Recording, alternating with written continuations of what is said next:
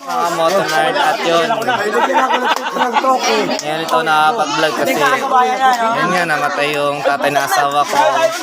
Tapos ngayon is last lamay. Tsaka pansin nyo yung bigote ko walang ahit-ahit kasi kaya may patay nga kami. Tsaka sobrang daming tao ngayon kaya last lamin na nga. Tsaka ngayon papakilala ko yung mga bisita namin na mahilaing lugar pa at ito sila. Yan. Ito, mga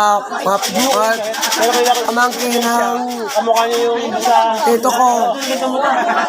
Shoutout sa mga manonood dito. Maraming salamat.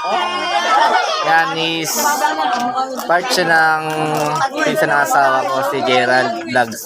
May vlog si Gerald. Follow nyo siya, tapos subscribe nyo yung lahat ng vlog niya. At ito naman yung tita namin, si Tita Delia. Yan. Umpisa pa lang. Yan. Tapos yung mga at pinsan niya ng asawa ko rin to. Sila Chok, na sila Kuya. Yan. May Facebook page Mga ako. nila mga kamag-anak. Gerald Vlog. Gerald Vlog. Ito yung daming tunnel pass last namin talaga dito sa amin guys. Ito.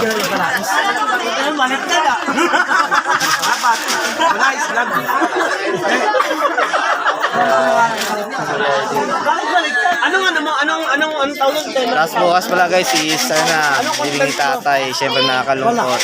Napakaya sa akin sobrang si tatay Paul. At minsan siya nagkasika sa amin pag wala yung Daily life. yung maluto. Pag wala busy pang trabaho, siya nagala kay Chloe. Kaya tay, love na love ka namin sobra. At gabayan mo kami palagi sa pasok tsaka paglakad ng sa araw-araw tayo. At ingat ka yung mga pumuhay natin palagi. At ito na bahal sa amin. At bukas, ibig mo na. Siguro, sobrang ingat kami bukas talaga. Bukas ulit guys.